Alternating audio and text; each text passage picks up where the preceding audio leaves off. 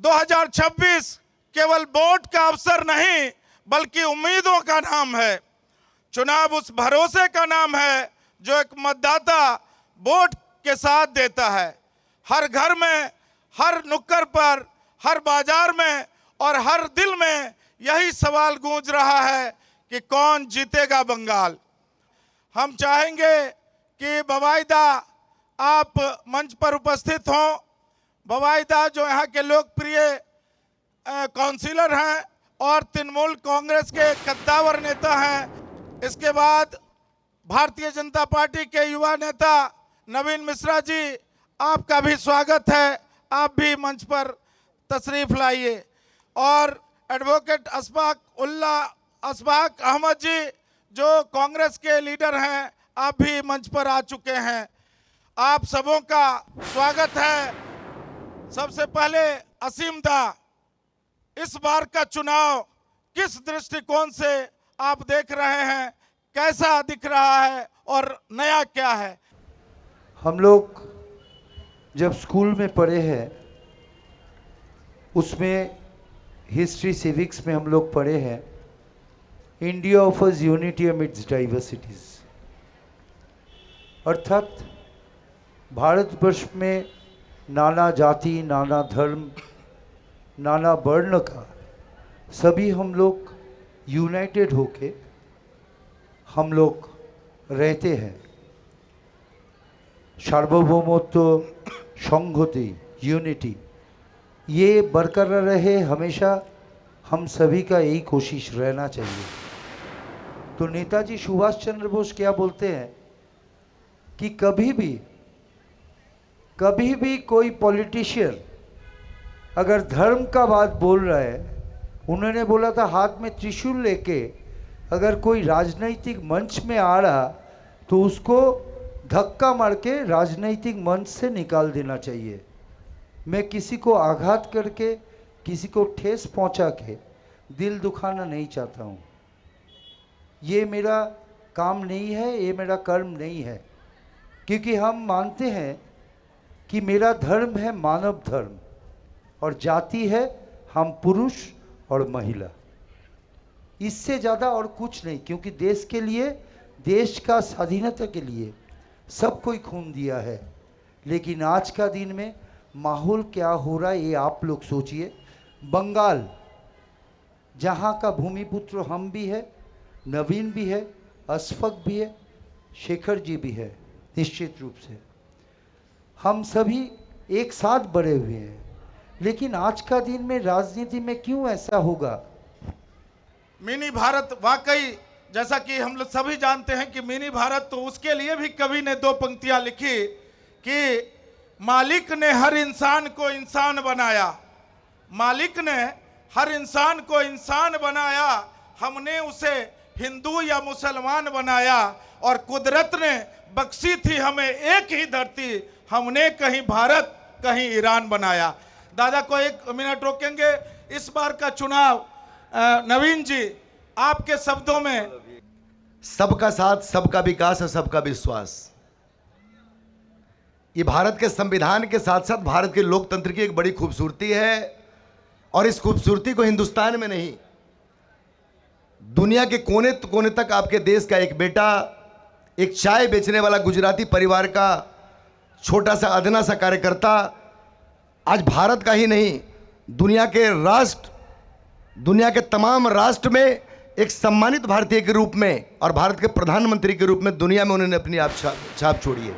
हमने बहुत अनुरोध किया तृणमूल कांग्रेस के मित्रों को भी और ममता बंदोपाध्याय माननीय मुख्यमंत्री जी को भी कि इस राज्य को बचाइए। जब ये राज्य अपनी अस्थिरता को पूरी दुनिया में जब बदनाम करने की एक सीमा को लांघ गया, तो भारतीय जनता पार्टी अपने कार्यकर्ताओं के साथ प्रदेश के इस राजनीति में इस बंगाल को बचाने में लगा। हमने लड़ी लड़ाई, हमने 16 में हमारी 3 सीट केवल आई, 2021 में हमने बड़ी लड़ाई लड़ी, हम 77 सीट पे जाकर के पूरे बंगाल से हमारी स्थिति बनी।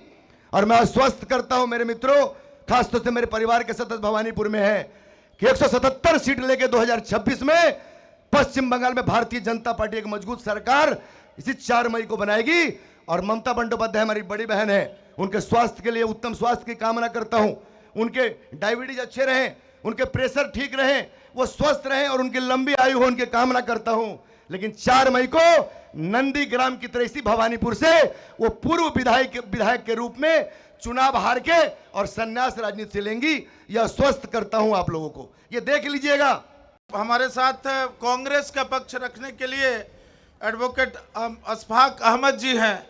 अशफाक जी, कांग्रेस को क्या हो गया है और क्या स्थिति है इस बार चुनाव में आपकी, जरा बताएं हमारे दर्शकों को। नफरत छोड़ो, भारत जोड़ो। आज तो देश के अंदर, बंगाल के अंदर एक तरफ जो करप्टेड सरकार चल रहा है और दूसरी तरफ विभाजनकारी के लोग बंगाल में आ रहे हैं। मैंने इसलिए कहा कि बंगाल में आ रहे हैं क्योंकि बंगाल की संस्कृति में, और बंगाल जो रविंद्रनाथ ठाकुर का बंगाल है, जो कवि नजरुल इस्लाम का बंगाल है, जो नेताजी सुभाष चंद्र का बंगाल है, जो स्वामी विवेकानंद का बंगाल है, जो रामकृष्ण परमहंस का बंगाल है, जिन्होंने कहा जो तो मोत तो पोत। जो बंगाल आपका एकता की बात करता है, बंगाल एकता ही में अनेकता की बात करता है, उसी बंगाल में कांग्रेस ने जो डेवलपमेंट का काम किया वो कांग्रेस के जमाने में ही हुआ। विधाननगर से लेकर एक एक गिनवाएंगे, केमिकल फैक्ट्री से लेकर सॉल्ट लेक सिटी से लेकर, जो गिनवाते जाएंगे तो गिन के खत्म नहीं कर पाएंगे जो डेवलपमेंट का काम किया। उसके बाद डेवलपमेंट को ध्वस्त करने का काम ये सरकारें किया और कुछ विभाजनकारी आकर बंगाल के अंदर हिंदू मुसलमानों की एकता को नष्ट कर रहे हैं। तो कांग्रेस उसी एकता को बनाने के लिए 20 साल के बाद शुभंकर सरकार, प्रदेश के जो प्रेसिडेंट है शुभंकर सरकार, कांग्रेस के प्रेसिडेंट, उनके नेतृत्व में 294 विधानसभाओं पर अपने उम्मीदवार दिए हैं और पूरे बंगाल में एक उम्मीद जगा रहे हैं। और बंगाल के लोग कह रहे हैं अब की बार नहीं चलेगी विभाजनकारी का सरकार और करप्टर सरकार। बंगाल को मोहब्बत चाहिए। हमारे साथ किरणजीत सिंह जी जो तृणमूल कांग्रेस का पक्ष रखेंगे, अभी वो इशारा कर रहे थे कि वोट जो कटिंग हुआ है SIR से, आखिर दिक्कत क्या है? आज हम लोग बंगाल में चुनाव में कौन सा मुद्दा उठा रहे हैं? कौन असुरक्षित है? यहां पर मटिया ब्रुज असुरक्षित है, राजा बाजार असुरक्षित है, नॉर्दर्न पाथ असुरक्षित है, सिख कौम असुरक्षित है, बिहारी असुरक्षित है, गुजराती असुरक्षित है। कौन असुरक्षित है? ये सारे नैरेटिव बातों में चल रहे हैं, ये व्हाट्सएप यूनिवर्सिटी में चल रहे हैं। अब बिजनेस में उतरिए मेरे साथ, मैं भी बिजनेस करता हूं। चलिए अब दुकानों में, मोदी की दुकानों में, मैं आपको मोबाइल में प्रमाण सहित या वीडियो चलाकर दिखा सकता हूं। कलकत्ते में, बंगाल में कोई सांप्रदायिक हिंसा नहीं है, किसी प्रकार की कोई भी नफरत की दुकान यहां पर नहीं चलती। मैं पिछले दफे स्वामी विवेकानंद जी के जन्म स्थल पर प्रोग्राम करके आया था। नेताजी के सुभाष चंद्र जी के 1942 के बाद जब वो कहाँ चले गए उसकी खोज पर सेमिनार चल रहा था, वहां भी ये बातें उठाई गई थी। एक बात सार्थक रूप से जाहिर है, अगर हम आपको बांटेंगे नहीं, हमारा मूल्य कहाँ निर्धारित होगा? ये जो जनता जनार्दन है, इनकी जो खैर खबर रखने वाला है, वही इसका अधिनायक है, वही उसका नेता है, उसी की जय होगी, वही होगा भाग्य विधाता। भारत भाग्य विधाता वही होगा। यहां भारत भाग्य विधाता नहीं है, यह अडानी और अंबानी का विधाता है। आप देखिए हिंदुस्तान में ऐसा कोई भी कार्य नहीं है, ऐसा कोई भी बड़ा बिजनेस नहीं है, चाहे राष्ट्रीय हो, चाहे राष्ट्रीय स्तर का हो, चाहे अंतर्राष्ट्रीय में हो, उसकी पैरवी हमारे माननीय प्रधानमंत्री जी करते हैं। क्यों? भारतीयों में से कोई और उनको नहीं मिला ठेका देने के लिए, किसी और की इच्छा नहीं है अडानी अंबानी बनने के लिए। क्या ये दो ही निर्धारित व्यक्ति ही हर समय आगे रहेंगे? मैं एक बात आप सभी के समक्ष रखना चाहता हूं, बंगाल में एक सिख होने के नाते यहां पर हर दौर हम लोगों ने देखा है, किसी बंगाली भाई ने हमारी पगड़ी पर हाथ नहीं दिया, किसी मुस्लिम ने हमारी पगड़ी पर हाथ नहीं दिया। ये सारी चीजें नफरत की परोसी जाती है। इसको एक कस्टमाइज ढंग से तैयार किया जाता है, ऐसा कुछ भी नहीं है। अभी मैंने आकर इनसे हाथ मिलाया, माननीय हमारे बड़े भाई से, इन्होंने मेरे से भी मिलाया। तो कहाँ है नफरत? ये यहाँ है, यहाँ है, या सब्जेक्ट में है। आपको आपसे अलग करके आपके मत को मैं अपने पक्ष में करूं, ये बीजेपी का ध्रुवीकरण है। इस ध्रुवीकरण से बचना चाहिए। रही बात आंदोलन की, मोदी जी आंदोलन पसंद नहीं करते।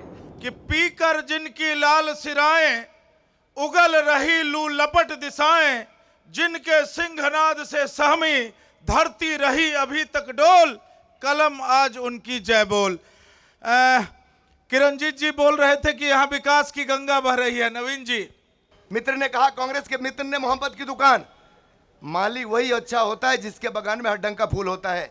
नरेंद्र मोदी इस देश का वो माली है जिसके बगान में बंगला भाषी हो, पंजाबी बोलने वाले हो, कन्नड़ बोलने वाले हो, मलयालम बोलने वाले हो, उर्दू बोलने वाले हो, गुजराती बोलने वाले हो, मारवाड़ी बोलने वाले हो, भोजपुरी बोलने वाले हो, मैथिली बोलने वाले हो, असमिया बोलने वाले हो, उड़िया बोलने वाले हो, सब एक समान है। और नरेंद्र मोदी इस देश का वो माली है और इस देश का वो चौकीदार है जिसकी चिंता 140 करोड़ आम लोगों का है।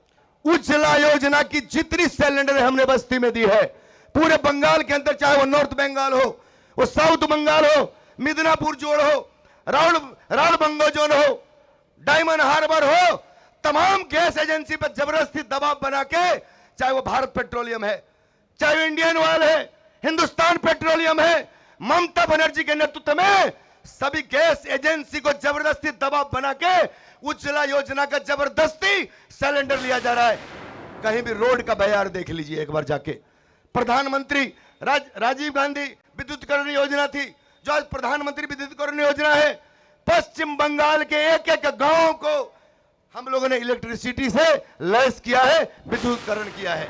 बंगाल के एक बड़ी प्रतिशत जो बीपीएल के नीचे है, लाल कार्ड के होल्डर है, जो ममता बनर्जी के इस राज्य में गरीबी रेखा से नीचे है, उनके परिवार को मंथली भारत सरकार के द्वारा, चाहे वो चावल हो, गेहूं हो, चीनी हो, तमाम चीज पहुंचाई जा रही है। केवल ममता बनर्जी ने उसकी पैकिंग बदल दी है और उस नई पैकिंग लगा दी है। अशफाक जी, आप अपनी बात रखिए। मैं इस शेर के साथ शुरू करना चाहूंगा। वादे थे रोशनी के लेकिन अंधेरा ही बढ़ता गया, जो था आवाज आम आदमी का वो भी दबता गया। सवाल पूछना गुनाह हो गया इस दौर में, ये कौन सा विकास है जो सिर्फ कागजों में ही दिखता गया। बंगाल के धरती पर नरेंद्र मोदी जी का जो नफरत की राजनीति है वो तो चलेगा नहीं। मैं कहना चाहूँगा, मोदी जी ने देश को अच्छे दिन का सपना दिखाया था, लेकिन इतने सालों में महंगाई, बेरोजगारी, आर्थिक बदहाली, किसानों की पीड़ा, किसानों की आंदोलन, सामाजिक नफरत और राष्ट्रीय सुरक्षा पर सवाल है। ये जो बीजेपी का सरकार कहती है, प्रथम मुख्य मुद्दे महंगाई पर बीजेपी सरकार ने रसोई से लेकर सड़क तक हर चीज महंगी हुई है। गैस सिलेंडर 400 से बढ़कर आज 1000 से भी बढ़ चुका है। पेट्रोल डीजल का कीमत आसमान छू रहा है। सरसों तेल, दाल, आटा, दूध, सब्जी, टमाटर। और अच्छे दिन जनता का नहीं बल्कि टैक्स वसूलने वाली सरकार और चंद पूंजीपतियों को, यानी हम दो हमारे दो, अडानी अंबानी को हुआ है। बेरोजगारी पर सबसे बड़ा सवाल है। भारत दुनिया के सबसे युवा देश में है, लेकिन बीजेपी ने युवाओं की नौकरी नहीं दी, निराशा दी। हम चाहते हैं कि एक राजनीतिक सूचिता, जो अभी असीम दा भी कह के गए कि हमारे भाई हैं, तो वो बरकरार रहे। हम लोग अलग अलग पार्टी को मानने वाले हो सकते हैं, लेकिन ये जो सूचिता है उसका एक अलग उदाहरण दे, क्योंकि ये मिनी भारत है।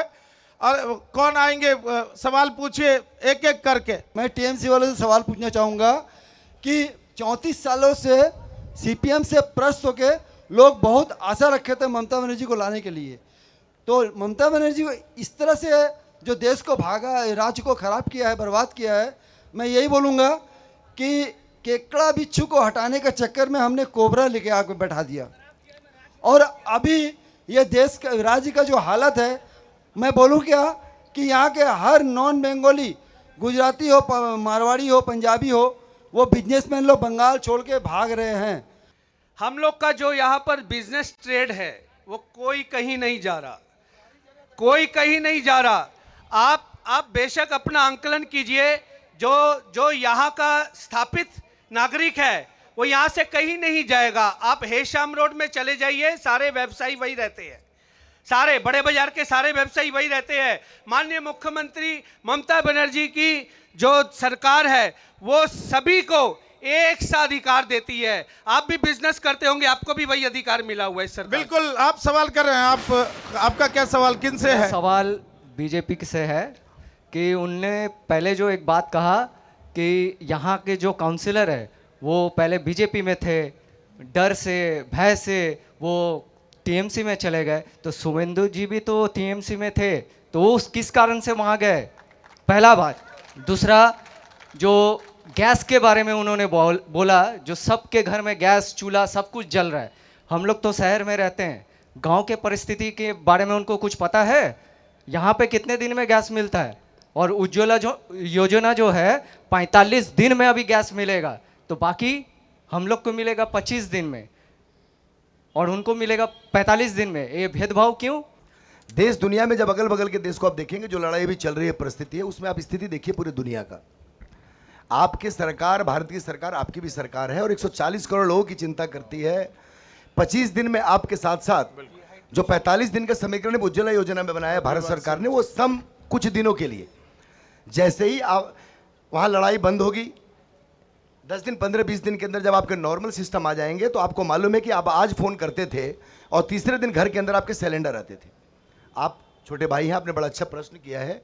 रहा राज्य का मामला, परिस्थिति, आप क्योंकि आपकी उम्र अभी कम है, आप समझ रहे होंगे 15 साल में पश्चिम बंगाल में आदरणीय ममता जी की सरकार है और मुख्यमंत्री है।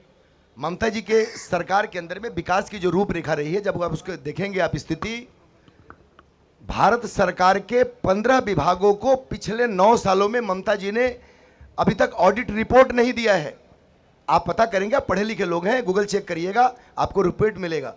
भारत की सरकार ने तमाम प्रिंसिपल सेक्रेटरी को, चीफ सेक्रेटरी को, माननीय मुख्यमंत्री के कार्यालय को कम से कम 100 से ऊपर चिट्ठी दी है भारत सरकार ने। मेरा सवाल बीजेपी के यहाँ से जो खड़े हैं शुभेंदु अधिकारी, टीवी विद्या के माध्यम से हम लोग ये जान रहे हैं, वोट बाद में कटता है, नाम पहले जान जाते हैं कि 1 करोड़ 20 लाख वोटर का नाम यहाँ से बात दिया जाएगा। तो ये क्या बीजेपी का सोचा समझा चाल है, या आप लोग पहले से प्लान करके आए हैं कि इतने लोगों का वोट यहाँ से काट देना है? सबसे पहले ये बात का जवाब आप दीजिए। और आपसे एक रिक्वेस्ट है, राम के नाम पर, धर्म के नाम पर और हिंदू मुस्लिम के नाम पर इस तरह की बात ना करके दूसरा कुछ बात कीजिए और विधानसभा में बात की। भाई ने बड़ा अच्छा क्वेश्चन किया। पहला क्वेश्चन का जवाब दे दूं, इस राज्य की सबसे बड़ी अर्थशास्त्री, इस राज्य का सबसे बड़ा गणितज्ञ हमारी भवानीपुर की ही विधायिका और राज्य के मुख्यमंत्री ममता बनर्जी ने सबसे पहले 1 करोड़ कहा। किसी बीजेपी ने नहीं कहा, किसी इलेक्शन कमीशन ने नहीं कहा। आप रिकॉर्ड उखाड़ करके देखिएगा, उन्होंने कहा कि 1 करोड़ लोग केरा नाम बात देवे। सबसे पहला, सामने कांग्रेस के प्रतिनिधि हैं, किरण भाई हैं एक, और आपने श्री राम का कहा। राम श्री हिंदुस्तान के 140 करोड़ लोगों की धड़कन है। श्री राम हमारी आत्मा है, हमारी संस्कृति है।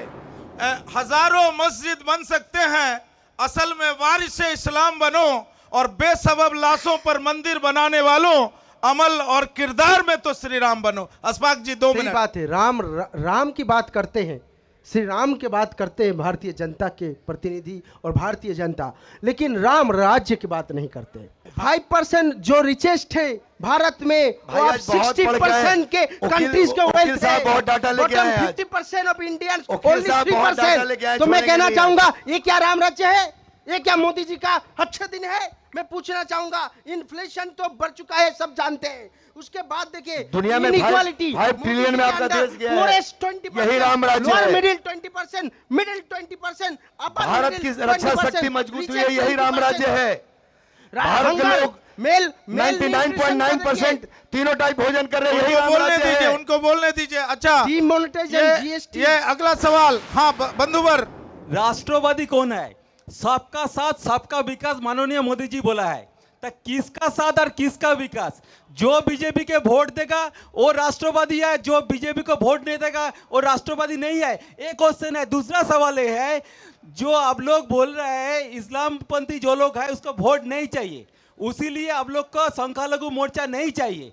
तब कौन आप लोग को ऐसा हाल है, अगर इलेक्शन का अंत तक आपको सीट अगर कंप्लीट नहीं हुआ, एक तो मुस्लिम कैंडिडेट आप लोग देने नहीं सका, तब किसका साथ और किसका विकास? आप लोग तो कॉन्स्टिट्यूशन को भी नहीं मान रहा है। इसका जवाब क्या है आपके पास? बिल्कुल है, जवाब बिल्कुल। दीजिए, जवाब ले संक्षेप लीजिए। में जवाब दीजिए। सबका साथ, सबका विकास, सबका विश्वास। हिंदुस्तान का कोई हॉस्पिटल बता दीजिए जो भारत सरकार की एम्स हो या कोई भी हॉस्पिटल है, कोई आम पब्लिक जाती हो, किसी को मना किया हो कि नवीन मिश्रा के बच्चे का इलाज होगा, अहमद भाई के बच्चे का इलाज नहीं होगा, किरण भाई से पूछा जाएगा कि अब सिख समुदाय से आपका इलाज नहीं होगा? किसी हिंदुस्तान के अंदर आप कहीं बता दिए एक।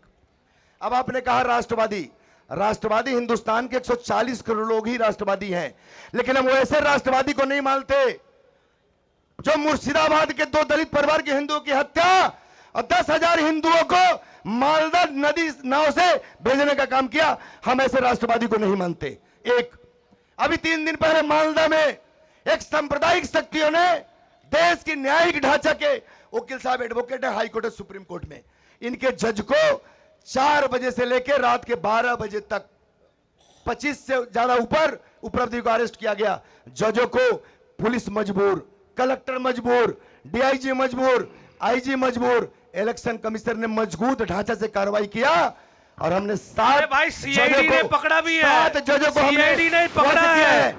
डॉक्टर एपीजे अब्दुल कलाम ने कहा था, सपना वो नहीं जो आप सोते समय देखते हैं, बल्कि सपना वो होता है जो आपको सोने नहीं दे। आज का सपना है एक मजबूत, विकसित और सुरक्षित बंगाल। और अंत में यही कहना चाहूंगा, जब जनता जागरूक होती है तो फैसले मजबूत होते हैं, जब संवाद होता है तो समाधान निकलते हैं, और जब वोट पड़ता है तो इतिहास लिखा जाता है। और सभी का धन्यवाद, आपने इस मंच को सफल बनाया। लोकतंत्र की यही खूबसूरती है।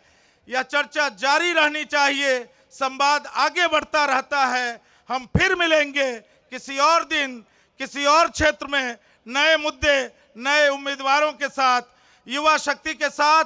जनता की आवाज यूं ही बुलंद होती रहेगी और लोकतंत्र मजबूत होता रहेगा। तब तक आप सबका बहुत बहुत धन्यवाद।